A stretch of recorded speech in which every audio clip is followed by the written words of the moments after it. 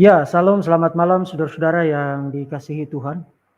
Memang saya malam ini live-nya, agak malam ya, 10:30. Saya hari ini ngajar 4 jam. Jadi dari jam 5 sampai jam 7, kemudian break, istirahat 1 jam, lalu jam 8 sampai dengan jam 10. Jadi setelah ngajar tadi kemudian saya, istirahat sebentar untuk live ini karena kemarin dalam sesi live saya tentang biblical theology of the divine rest, teologi biblika mengenai Tuhan beristirahat. Itu ada pertanyaan tentang Sabat ya, dan memang itu satu pertanyaan yang valid. Apakah orang-orang Kristen melanggar firman Tuhan karena tidak beribadah pada hari Sabtu atau pada hari Sabat? Dan bukan hanya pertanyaan yang valid, tapi bahkan itu ada di dalam Ten Commandments ya, 10 perintah Allah, ingatlah dan kuduskanlah hari Sabat. Jadi kalau saudara memelihara hukum-hukum yang lain dari 10 perintah Allah itu, kenapa saudara tidak memelihara sebagai seorang Kristen? Saudara tidak beribadah pada hari Sabtu, pada hari Sabat, seperti yang dimengerti di dalam sejarah Israel. Nah, termasuk saudara mungkin akan berhadapan dengan pertanyaan itu dari saudara-saudara kita yang gereja Advent hari ke-7 ya, mereka beribadah pada hari Sabat. Untuk menjawab pertanyaan ini, saya akan buktikan bahwa orang-orang Kristen bukan tidak memelihara Sabat. Ya, kita memelihara Sabat. Persoalannya adalah Sabat yang mana yang harus dipelihara. Karena Alkitab itu bicara tentang 2 macam Sabat. Saya sudah kasih clue itu, jawaban ringkasnya di dalam menjawab sebuah pertanyaan pada sesi tentang biblical theology of the divine rest. Perjanjian Lama itu tidak hanya bicara tentang satu macam Sabat. Tapi perjanjian Lama bicara tentang 2 macam Sabat. Nah, jadi waktu saudara bicara tentang Sabat, kemudian berpikir atau mengklaim bahwa orang-orang Kristen tidak memelihara hukum 10 perintah Tuhan, hukum mengenai Sabat, saudara bicara tentang Sabat yang mana? Karena perjanjian lama itu tidak bicara tentang satu macam Sabat saja. Nah, sebelum saya bahas itu, saya ingin ingatkan satu hal kepada orang-orang Kristen.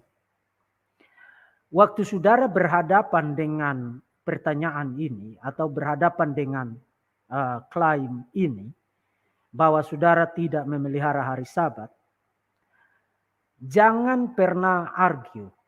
Satu kali lagi, jangan pernah argue bahwa kami tidak beribadah pada hari Sabtu, pada hari Sabat, karena sekarang hari Sabat itu sudah digantikan dengan hari Minggu, ibadah pada hari Minggu. Jangan pernah argue begitu. Karena saudara tidak mendapatkan mandat secara langsung untuk premis itu di dalam perjanjian baru. Saudara tidak dapatkan mandat itu. Saudara silakan baca perjanjian baru mulai dari Matius pasal 1 sampai dengan Wahyu pasal 22. Di mana saudara dapatkan mandat bahwa saudara boleh tidak beribadah pada hari Sabtu, tapi menggantikannya dengan ibadah pada hari Minggu. Jadi jangan argue bahwa sekarang Sabat itu sudah digantikan dengan hari Minggu. Karena sudah digantikan dengan hari Minggu, maka kami tidak beribadah pada hari Sabtu.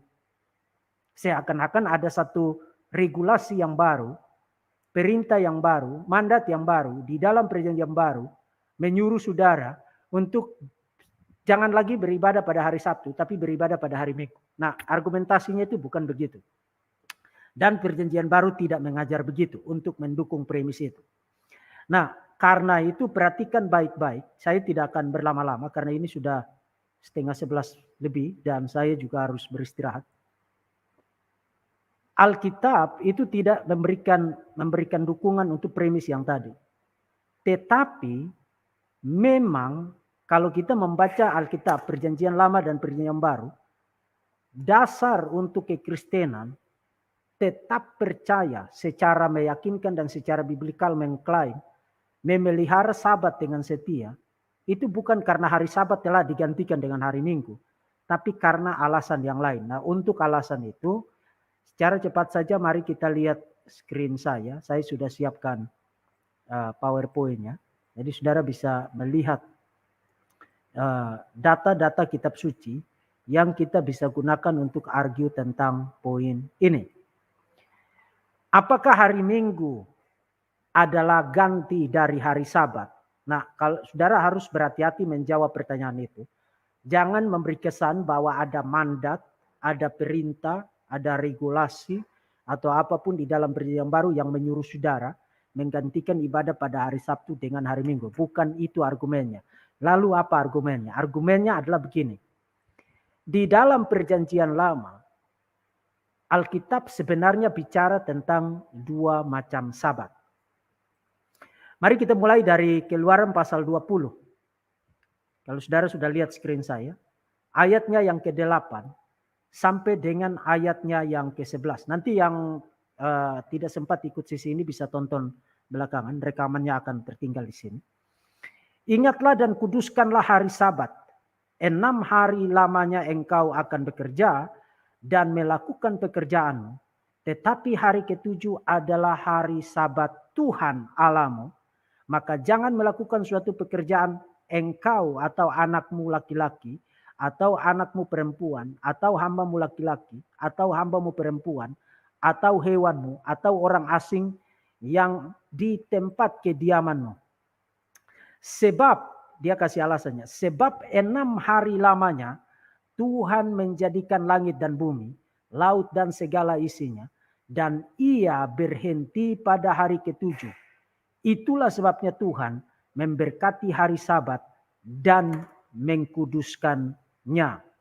Nah, saudara perhatikan, di dalam perintah itu dikatakan bahwa Israel dimandatkan untuk mengkhususkan hari Sabat, hari ke-7. Tidak boleh melakukan apa-apa. Hari itu dikhususkan untuk beristirahat dan tidak boleh melakukan, termasuk hewan-hewan peliharaannya pun tidak boleh melakukan apa-apa. Lalu ada satu lagi yang disebut dengan tahun Sabat. Tahun Sabat itu saudara bisa baca di dalam Keluaran 23 ayat 10 dan 11, Imamat 25 ayat 1 dan 7, Ulangan 15 ayat 1 dan 6, Ulangan 31 ayat 10 sampai 13 dan lain-lain.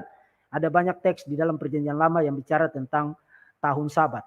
Nah, tahun Sabat itu berarti saudara tidak boleh bercocok tanam. Tanah itu harus dibebaskan dari segala aktivitas pertanian. Termasuk itu adalah tahun penghapusan hutang. Jadi kalau ada orang berhutang kepada saudara, sesama saudaramu berhutang, itu adalah tahun penghapusan hutang. Jadi ada hari Sabat dan ada tahun Sabat. Itu adalah mandat kepada Israel. Dan di dalam Perjanjian Lama, tanda perjanjian atau the sign of the covenant antara Yahweh dan Israel itu bukan sunat. Jadi saudara jangan salah ya. Tanda perjanjian antara Yahweh dan Israel itu bukan sunat, tapi Sabat. Jadi Sabat adalah tanda perjanjian antara Yahweh dan Israel. Lalu sunat itu tanda perjanjian apa? Itu adalah perjanjian Abrahamik.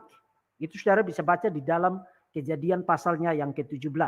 Jadi perjanjian Allah dengan Abraham tandanya apa? Sunat. Perjanjian Allah dengan Israel tandanya apa? Sabat. Itu jadi saudara jangan bolak-balik itu ya.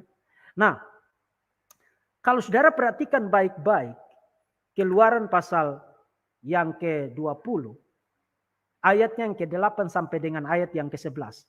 Apa dasar perintah Allah untuk memberikan perintah tentang Israel harus memelihara hari Sabat, mengkuduskan hari Sabat, termasuk juga nanti tahun Sabat. Apa dasarnya?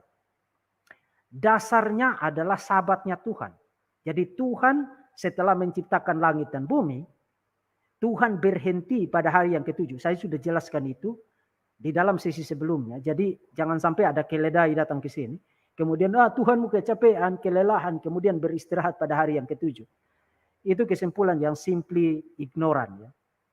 Nah, jadi perintah kepada Israel untuk mengkuduskan hari ketujuh didasarkan atas apa yang Tuhan lakukan ketika selesai menciptakan langit dan bumi. Jadi Tuhan rest, berhenti pada hari ketujuh.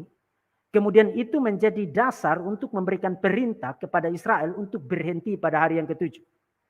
Dengan kata lain, di sini kita berhadapan dengan dua sabat. Dua macam sabat sekarang. Sabat yang diperintahkan kepada Israel pada hari ketujuh, termasuk juga tahun sabat, yang diberikan berdasarkan sabatnya Tuhan. Yang Tuhan lakukan setelah menciptakan langit dan bumi. Jadi ada sabat untuk Israel, dan sabat untuk Israel ini diberikan perintah itu berdasarkan sabatnya Tuhan. Sabatnya Tuhan itu nanti kita akan lihat menjadi archetype, menjadi bentuk original yang nanti sabatnya Israel itu mendapatkan model, mendapatkan dasar dari sabatnya Tuhan. Itu yang saudara baca di dalam Keluaran pasal yang ke-20. Satu teks lagi. Keluaran pasal 31 ayat 12 sampai dengan ayat yang ke-17. Berfirmanlah Tuhan kepada Musa, katakanlah kepada orang Israel demikian. Akan tetapi hari-hari sabatku, jadi plural ya, saudara perhatikan ada bentuk plural di situ. Hari-hari sabatku, karena apa? Karena bukan hanya ada sabat yang hari ke-7, tapi juga ada tahun sabat, tahun ke-7. Yang tadi saya sudah sebutkan, makanya digunakan bentuk plural di situ. Katakanlah kepada orang Israel, demikian, akan tetapi hari-hari sabatku harus kamu pelihara. Sebab itulah peringatan antara aku dan kamu. Jadi ini merupakan tanda perjanjian antara Yahweh dan Israel. Turun-temurun sehingga kamu mengetahui bahwa akulah Tuhan yang menguduskan kamu. Haruslah kamu memelihara hari sabat. Sebab itulah hari kudus bagimu. Siapa yang melanggar kekudusan hari sabat itu, pastilah ia dihukum mati. Sebab setiap orang yang melakukan pekerjaan pada hari itu, orang itu harus dilenyapkan dari antara bangsanya. Kemudian ayat 15, 6 hari lamanya engkau boleh melakukan pekerjaan. Tapi pada hari yang ke-7, haruslah ada sabat, hari perhentian penuh, hari kudus bagi Tuhan. Setiap orang yang melakukan pekerjaan pada hari sabat, pastilah ia dihukum mati. Maka haruslah orang Israel memelihara hari sabat dengan merayakan sabat turun-temurun menjadi perjanjian kekal antara aku dan orang Israel. Maka inilah suatu peringatan untuk selama-lamanya. Sebab 6 hari lamanya Tuhan mengadakan langit dan bumi. Dan pada hari yang ke-7 ia berhenti bekerja dan beristirahat. Nah, saudara perhatikan gagasan yang sama. Sabat bagi Israel, modelnya, model dari sabat atau perintah sabat untuk Israel didasarkan atas sabatnya Tuhan. Jadi Tuhan berhenti pada hari yang ke-7, rest pada hari yang ke-7, itu menjadi dasar untuk memberikan perintah itu. Dan menariknya adalah di dalam teks itu dikatakan itu menjadi satu perjanjian yang kekal. Nah, saudara jangan salah paham bahwa perjanjian yang kekal berarti perintah untuk memelihara sabat pada hari ke-7, dan tahun sabat itu adalah sesuatu yang harus terus-menerus dilakukan sampai dengan kekekalan. Bukan itu poinnya. Karena apa? Karena nanti kita akan lihat dari kitab Kejadian termasuk juga dari Mazmur bahwa perjanjian kekal terkait dengan sabat di situ bukan dikaitkan dengan sabatnya Israel, tapi dikaitkan dengan sabatnya Tuhan. Mari kita perhatikan. Kita pergi kepada archetype-nya atau bentuk original, dasarnya dari sabat yang dimandatkan kepada Israel. Ini adalah dasarnya. Yang saudara sekarang lihat di screen. Kejadian pasal 2 ayat 2 sampai 3. Kemarin saya sudah quote ini. Tapi ada satu perspektif yang saudara perlu lihat dari teks ini. Kalau saudara perhatikan di sini dikatakan ketika Allah pada hari ke-7 telah menyelesaikan pekerjaan yang dibuatnya, berhentilah ia pada hari ke-7. Dan dari segala pekerjaan yang telah dibuatnya. Lalu Allah memberkati hari ke-7 itu dan menguduskannya. Karena pada hari itu ia berhenti dari segala pekerjaan penciptaan yang telah dilakukannya. Nah, ada beberapa poin menarik dari teks itu. Pertama, kata berhenti di situ saya sudah buktikan kemarin. Itu menggunakan kata safat. Yang nanti menjadi kosa kata dasar dari kata sabat. Jadi Tuhan berhenti pada hari yang ke-7. Tapi ada sesuatu yang ganjil di situ. Yang saudara perlu perhatikan secara cermat. Untuk melihat koneksi antara sabatnya Tuhan dan sabatnya Israel. Dan kenapa sabatnya Israel itu modelnya didapatkan dari sabatnya Tuhan. Dan sabatnya Tuhan menjadi the true sabat. Sabat yang sejati. Yang bayangannya, yang model kelihatannya adalah sabatnya Israel. Kalau saudara baca narasi penciptaan itu, setiap kali, setiap hari setelah penciptaan itu selalu dikatakan, jadilah petang, jadilah pagi. Jadi itu memberikan marker, memberikan pembatas untuk hari itu. Jadilah petang, jadilah pagi. Jadilah petang, jadilah pagi. Itulah hari kedua. Jadilah petang, jadilah pagi. Itulah hari ketiga. Dan seterusnya sampai dengan hari ke-6. Tapi saudara tidak dapatkan marker itu pada hari ke-7 ketika Tuhan tanda kutip beristirahat atau berhenti pada hari ke-7. Jadi hari itu dimulai, Tuhan berhenti pada hari itu, tapi tidak dikatakan, tidak dikasih markernya pagi dan petang seperti hari-hari sebelumnya. Jadi poinnya di situ adalah hari itu dimulai, tapi hari itu tidak berhenti. Continue, ongoing, terus menerus. Itu yang saudara dapatkan dari fitur naratif kitab Kejadian. Sabatnya Tuhan itu tidak punya marker, tidak punya penutup. Jadi dimulai pada hari ke-7, tapi tidak punya penutup seperti hari-hari sebelumnya. Jadilah petang, jadilah pagi. Jadilah petang, jadilah pagi. Jadilah petang, jadilah pagi. Jadi dimulai, tapi tidak berhenti. Lalu berhentinya kapan? Nanti kita akan dapatkan itu di dalam perjanjian baru. Tapi poin dari Kejadian pasal 2, ayat 2 dan ayat 3 adalah sabatnya Tuhan itu tidak dibatasi pada satu hari tertentu. Tidak berhenti pada satu hari tertentu. Israel punya sabat dibatasi pada satu hari tertentu atau pada tahun tertentu. Jadi sabatnya Israel itu dibatasi pada hari ke-7.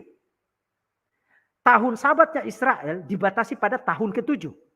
Tapi sabatnya Tuhan itu tidak dibatasi pada hari tertentu. Dimulai ia pada hari ke-7. Tapi tidak punya marker penutupnya. Artinya terus menerus. Terus menerus. Itulah sebabnya. Nanti saudara akan baca di dalam Mazmur 95. Ketika Israel, nanti saya akan kasih lihat.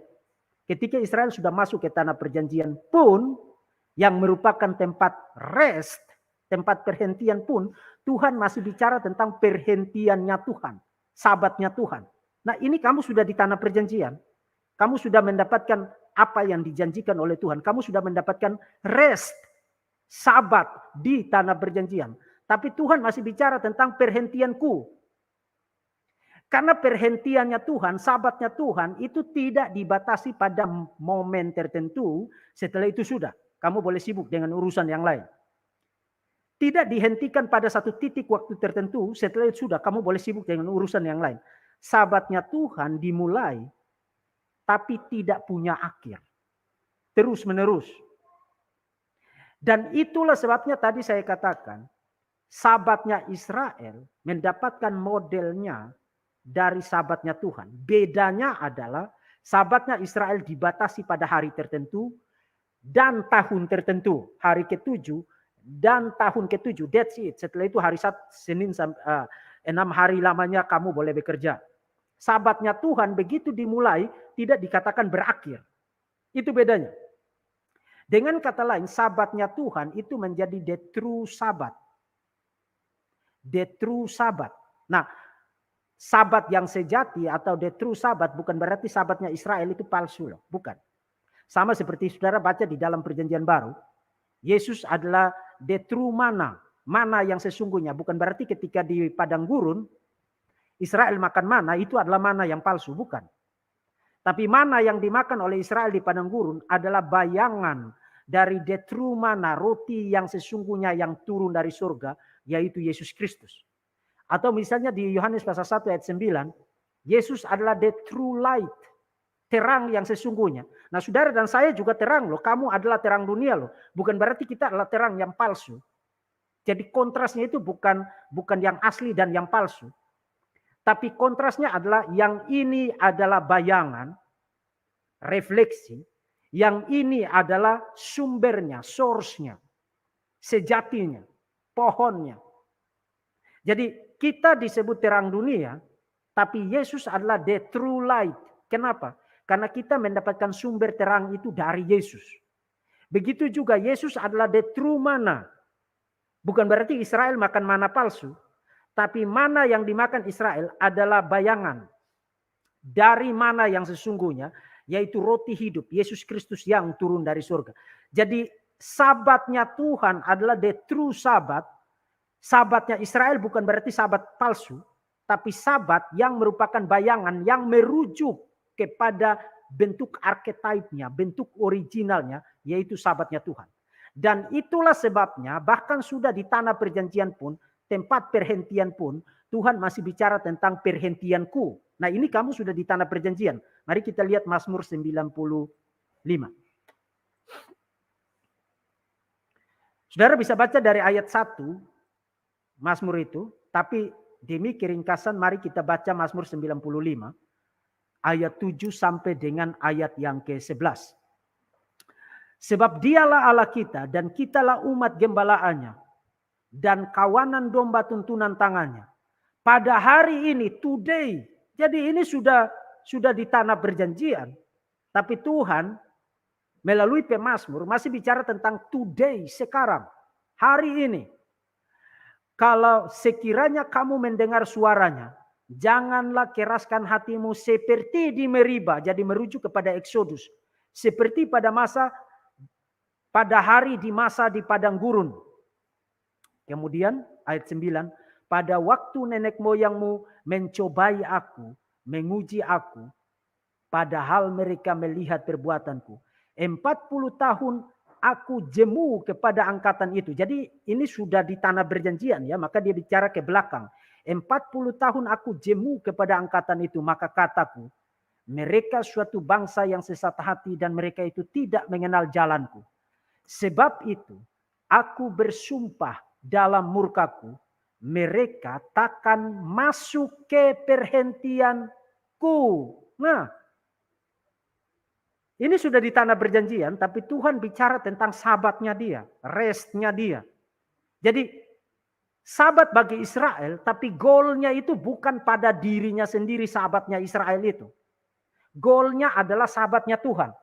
Jadi memelihara sabatnya Israel, itu adalah bayangan yang merujuk kepada sabatnya Tuhan. Itulah sebabnya Tuhan bilang, ya kamu melihara sabat, kamu sekarang ada di tanah perjanjian. Tapi kalau kamu mengeraskan hati, seperti nenek moyangmu itu, kamu tidak akan masuk ke restku, perhentianku, sabatku.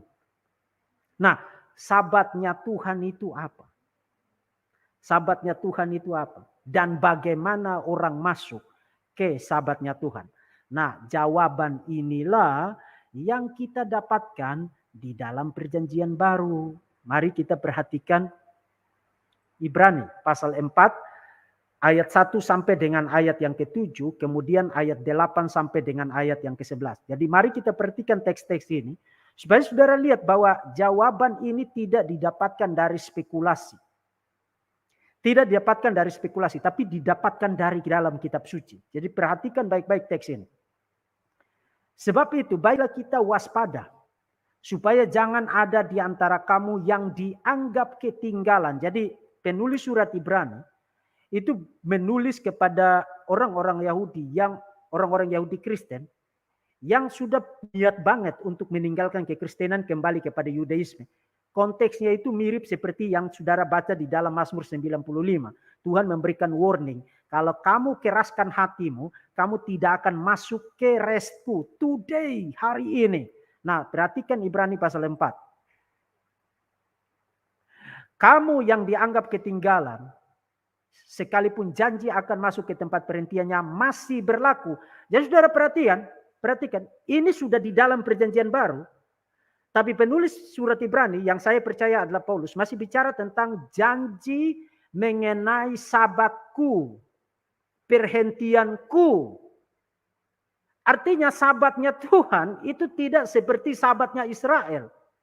Goal dari sabatnya Israel adalah sabatnya Tuhan harus masuk ke sabatnya Tuhan. Nah, apa yang dibicarakan mengenai sabatnya Tuhan di dalam Ibrani? Karena kepada kita diberitakan juga kabar kesukaan sama seperti kepada mereka. Tetapi firman pemberitaan itu tidak berguna bagi mereka karena tidak bertumbuh bersama-sama oleh iman dengan mereka yang mendengarnya. Sebab kita yang beriman akan masuk ke tempat perhentian seperti yang ia katakan. Kemudian dia quote dari Mazmur 95. Sehingga aku bersumpah dalam murkaku mereka takkan masuk ke tempat perhentianku. Ini kutipan dari Mazmur 95 ayat yang ke-11 tadi yang saudara baca. Sekalipun pekerjaannya sudah selesai sejak dunia dijadikan. Sebab tentang hari ke-7 pernah dikatakan di dalam suatu nats. Dan Allah berhenti pada hari yang ke-7. What? Jadi sekarang penulis surat Ibrani tidak bicara tentang sahabatnya Israel. Yang orang harus masuk ke situ. Tapi penulis surat Ibrani bicara tentang apa? My rest, sabatku, sabatnya Tuhan. Dan kamu harus masuk ke situ. Masuk dengan cara apa? Perhatikan ayat yang ketiga. Sebab kita yang beriman masuk ke tempat perhentian seperti yang ia katakan. Sehingga aku bersumpah dalam murkaku, mereka takkan masuk ke tempat perhentianku, sekalipun pekerjaannya sudah selesai, dan seterusnya. Kemudian kita lanjutkan membaca supaya kita dapatkan full konteksnya. Dalam nats itu kita baca, mereka takkan masuk ke tempat perhentianku. Dia masih bicara tentang Mazmur 95. Jadi sudah jelas bahwa ada sejumlah orang yang akan masuk ke tempat perhentian itu, sedangkan mereka yang kepadanya lebih dahulu diberitakan kabar kesukaan itu tidak masuk karena ketidaktaatan mereka. Jadi Paulus sedang memberikan warning kepada orang-orang yang mau murtad itu, mau kembali kepada Yudaisme. Kamu sedang ada di dalam bahaya besar. Kamu tidak akan masuk ke dalam perhentian itu kalau kamu murtad dari imanmu. Karena untuk masuk ke dalam perhentiannya Tuhan, sahabatnya Tuhan, dibutuhkan iman dan iman yang bertahan, iman yang bertekun. Kalau kamu murtad sekarang, kamu tidak akan masuk ke tempat perhentian Tuhan. Dan tempat perhentian Tuhan atau sahabatnya Tuhan itulah yang menjadi goal sasaran dari sahabatnya Israel. Kemudian, sebab itu, ini ayat 7, ia menetapkan pula suatu hari, yaitu today, hari ini. Sekali lagi, saudara perhatikan. Ini kutipan dari Mazmur 95. Hari ini, ketika ia setelah sekian lama berfirman dengan perantaraan Daud, seperti dikatakan di atas, pada hari ini jika kamu mendengar suaranya, jangan keraskan hatimu. Jadi, bagaimana caranya masuk ke dalam sahabatnya Tuhan? Beriman. Nah, beriman kepada siapa? Beriman kepada siapa? Saudara tidak perlu nebak, karena penulis surat Ibrani bicara tentang Yesus Kristus. Itu Yesus Kristus sebagai sentral, pusat, core, inti dari iman orang percaya. Jadi beriman kepada Yesus. Dan kemarin saya sudah quote Matius pasal 11 ayat 28. Marilah kepadaku semua yang letih lesu dan berbeban berat, aku akan memberikan rest, sabat, perhentian kepadamu. Jadi beriman kepada siapa? beriman kepada Yesus Kristus. Beriman kepada Yesus Kristus, Anda masuk ke dalam sabatnya Tuhan. Restnya Tuhan.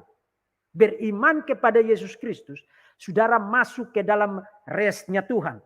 Ingat tadi saya katakan, dan ini saudara tidak boleh lupa, jangan kacaukan. Sabatnya Israel itu bukan the true sabat. Sabatnya Israel itu dimandatkan untuk Israel dengan mendapatkan model. Archetype-nya itu sabatnya Tuhan. Dan ketika sudah tiba di Kanaan, Tuhan tidak bicara tentang itu. Tuhan bicara tentang kamu harus masuk ke sabatku. Sabatku. Dan penulis surat Ibrani juga masih quote dari Mazmur 95. Dan dia bilang today, sekarang. Kalau kamu mengeraskan hati, kamu tidak bisa masuk ke dalam sabatnya Tuhan. Perhentiannya Tuhan. Nah, untuk masuk ke dalam sabatnya Tuhan itu disyaratkan apa? Faith. Faith kepada siapa? Yesus Kristus. Mari kita baca terus supaya kita dapatkan full konteksnya. Ini pasal 4 ayat 8 sampai 11. Sebab andai kata Yosua, saudara sudah lihat di screen? Oke. Sebab andai kata Yosua telah membawa mereka masuk ke tempat perhentian, ini bicara tentang Israel, pasti Allah tidak akan berkata-kata kemudian tentang suatu hari lain. Jadi masih tersedia suatu hari perhentian. Hari ke-7 bagi umat Allah. Nah, hari ke-7 bagi umat Allah di sini itu apa? Bukan sabatnya Israel lagi. Karena penulis surat Ibrani bilang, kalau sabat itu yang dimaksudkan, pasti kitab suci tidak bicara tentang sabat yang lain. Sabat yang lain itu apa? Sabatnya Tuhan. Jadi sabatnya Israel adalah bayangan dari di archetype. Sabat archetype-nya, sabat originalnya yang menjadi goal, sasaran, tujuan dari sabat ini. Itu sebabnya Alkitab bicara tentang hari perhentian yang lain. Itu poin dari penulis surat Ibrani. Kemudian ayat 10, sebab barang siapa telah masuk ke tempat perhentiannya, ia sendiri telah berhenti dari segala pekerjaannya, sama seperti Allah berhenti bekerja dari pekerjaannya. Karena itu baiklah kita berusaha masuk ke tempat perhentian itu supaya jangan seorang pun jatuh karena mengikuti contoh ketidaktaatan itu. Jadi saudara perhatikan, sampai di sini apa poinnya? Poinnya itu begini. Di dalam perjanjian lama ada dua sabat. Sabatnya Tuhan yang dimulai tapi tidak punya akhir. Dimulai tapi tidak punya akhir. Sabatnya Israel diberikan, dimandatkan berdasarkan sabatnya Tuhan. Bedanya apa? Bedanya itu untuk Israel dan dibatasi pada hari tertentu dan tahun tertentu. Hari ke-7 dan tahun ke-7. Sabatnya Tuhan dimulai tapi tidak berakhir. Tidak punya pembatas. Marginnya itu tidak ada. Nanti berakhirnya kapan? Ketika Yesus datang kedua kali. Nah, itulah sebabnya bahkan ketika mereka sudah tiba di tanah perjanjian pun, Daud masih mengatakan, Mazmur 95, hari ini, kalau kamu mengeraskan hati, kamu tidak akan masuk ke tempat perhentian itu. Kamu tidak akan masuk ke dalam sabatnya Tuhan. Nah, sabatnya Tuhan, itu adalah sabat yang bukan sama persis dengan sabatnya Israel. Karena kalau sama persis, ngapain Mas Daud masih ngomong tentang, kalau kamu mengeraskan hati, kamu tidak akan masuk ke sabatnya Tuhan. Dan penulis surat Ibrani juga bicara hal yang sama. Tapi menambahkan satu elemen penting. Elemen pentingnya itu apa? Iman. Dan iman kepada siapa? Iman kepada Yesus Kristus. Itu yang pertama. Jadi untuk masuk ke dalam sabatnya Tuhan, yang tidak berakhir itu, tidak berkesudahan, nanti baru berakhir Yesus datang kedua kali. Itu disyaratkan iman kepada Yesus Kristus. Itu yang pertama. Yang kedua, tadi saya katakan sabatnya Tuhan itu dimulai, tapi tidak diakhiri. Jadi tidak dibatasi pada hari tertentu. Dengan kata lain apa poin dari surat Ibrani? Ketika berkata tentang masuk ke dalam perhentianku, hari ke-7, sabatnya Tuhan, by faith, melalui iman. Apa poinnya? Sabatnya Tuhan, karena dimulai tapi tidak dibatasi pada hari tertentu, maka secara sederhana, saudara bisa bilang begini, dan ini akurat sesuai dengan apa yang dimaksudkan kitab suci. Secara sederhana, saudara bisa bilang begini, hari ini adalah sabatnya Tuhan. Ini hari Senin kan, hari Selasa. Besok sabatnya Tuhan, lusa sabatnya Tuhan, Sabtulah sabatnya Tuhan. Hari Minggu sabatnya Tuhan. Senin sabatnya Tuhan. Selasa sabatnya Tuhan. Semua hari setelah saudara masuk ke dalam sabatnya Tuhan adalah sabatnya Tuhan. Jadi hari yang kudus, hari yang dikhususkan untuk Tuhan itu tidak dibatasi lagi pada hari tertentu. Itu sebabnya kekristenan mengajarkan bahwa saudara tidak boleh hanya jadi malaikat pada hari Minggu, lalu hari Senin sampai hari Sabtu itu saudara jadi setan. Oh ya, mari kita mengkuduskan hari Minggu saja. Dan hari Senin kita boleh jadi koruptor. Hari Senin kita boleh menipu. Hari Selasa kita boleh mencuri. Hari Rabu kita boleh pergi ke tempat-tempat yang tidak benar-benar itu. Semua hari adalah harinya Tuhan. Saudara ingat lagu sekolah minggu itu? Hari ini harinya Tuhan. Dan setiap hari adalah harinya Tuhan. Setiap hari adalah sabatnya Tuhan. Bagaimana saudara masuk ke dalam sabat itu? By faith. Jadi saudara dan saya memelihara sabat enggak? Ya, memelihara sabat. Setiap hari adalah sabatnya Tuhan. Nah, itu tidak berarti bahwa kita tidak mengkhususkan satu hari tertentu untuk bersekutu loh.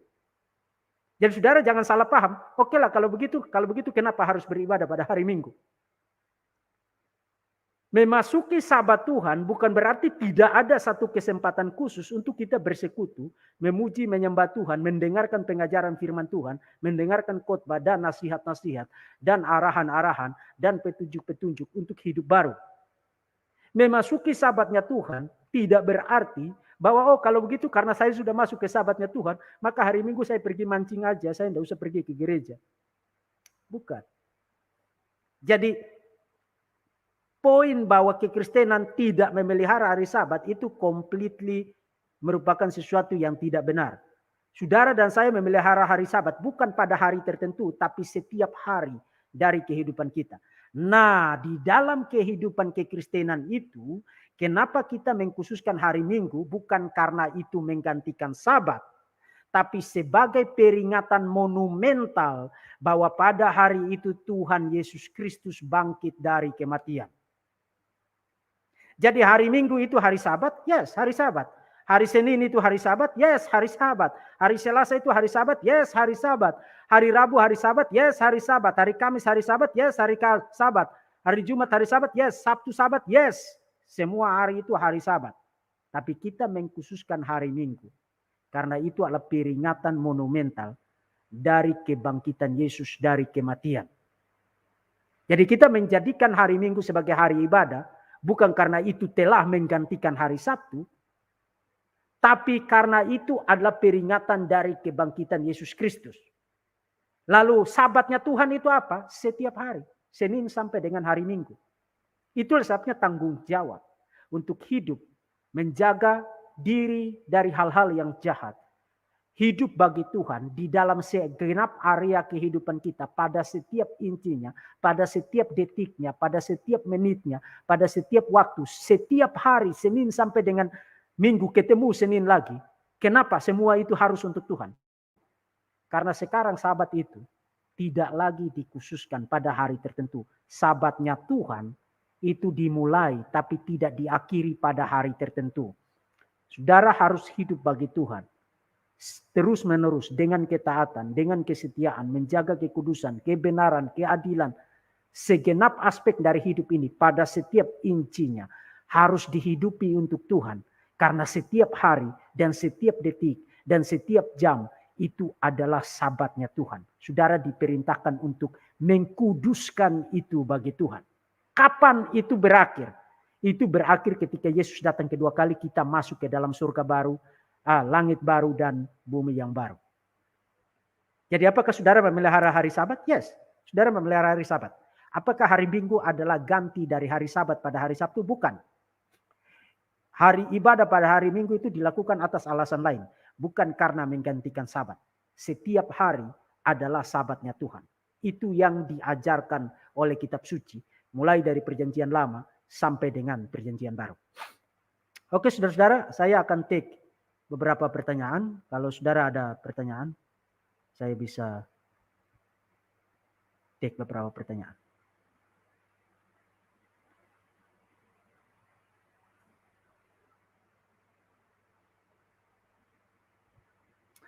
Oke, saya kira karena tidak ada pertanyaan, saya scroll-scroll tapi saya belum lihat ada pertanyaan. Jadi, dan ini juga sudah malam. Jadi saya berharap saudara bisa pelajari kembali argumen-argumen ini dan gunakan di dalam kesaksian saudara. Saudara memelihara sabat karena saudara sudah masuk ke dalam sabatnya Tuhan by faith, melalui iman kepada siapa? Kepada Yesus Kristus. Begitu saudara beriman kepada Yesus Kristus, pada saat itu saudara masuk ke dalam sabatnya Tuhan. Karena itu janji Yesus. Barang siapa yang datang kepada dia, dia memberikan sabat, memberikan rest, memberikan perhentian. Marilah kepadaku semua yang letih lesu dan berbeban berat. Aku memberikan rest, memberikan sabat kepadamu.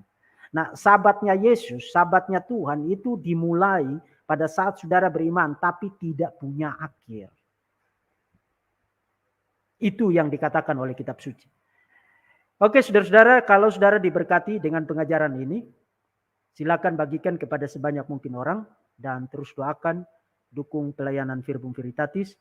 Terutama kami sedang bergumul untuk menyelesaikan pembangunan renovasi dari STT Rai. Kalau saudara mohon doakan dan juga dukung jika saudara punya kemampuan untuk mendukung. Tuhan memberkati saudara-saudara sekalian dan sampai jumpa lagi di lain kesempatan. Salam.